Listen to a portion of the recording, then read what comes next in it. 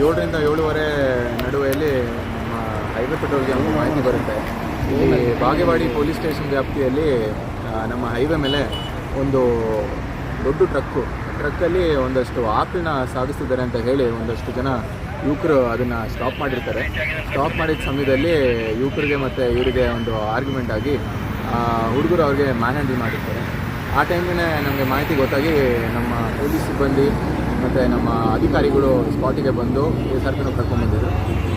ಬಂದಿದ್ದ ಸಮಯಕ್ಕೆ ಬೇರೆ ರೀತಿ ಯಾವುದೂ ಇನ್ನು ಹೆಚ್ಚಿಗೆ ಏನು ತೊಂದರೆ ಆಗಬಾರ್ದು ಅಂತ ಹೇಳಿ ನಾವು ಕ್ರೌಡಿಗೆಲ್ಲ ಚದುರಿಸಿ ವಿಕ್ಟಮಿಗೆ ಏನು ಇಂಜುರಿ ಆಗಿತ್ತು ಹಂಗೆ ಹಾಸ್ಪಿಟಲ್ಗೆ ಕಳಿಸಿದ್ವಿ. ಟ್ರಕ್ ಎಲ್ಲಿಂದ ಹೋಗ್ತಾ ಇತ್ತು? ಈಗ ನಾನು ನಿಮಗೆ ಎಲ್ಲ ಮಾಹಿತಿ ಇನ್ವೆಸ್ಟಿಗೇಷನ್ ಮಾಡದೆ ಹೇಳಲಿಕ್ಕೆ ಬರಲ್ಲ, ಯಾಕೆಂದರೆ ಪ್ರಸ್ತುತ ನಾವು ಇನ್ಸಿಡೆಂಟ್ ಏನಾಗಿದೆ ಅದಕ್ಕೆ ರಿಯಾಕ್ಟ್ ಮಾಡಿದ್ದೀವಿ. ನಾವು ತನಿಖೆ ಮಾಡಬೇಕು. ಬಟ್ ಇದು ನಮಗೆ ಬಾಗೇವಾಡಿ ಪೊಲೀಸ್ ಸ್ಟೇಷನ್ ವ್ಯಾಪ್ತಿಯಲ್ಲಿ ಈ ಟ್ರಕ್ ಸಿಕ್ಕಿದೆ.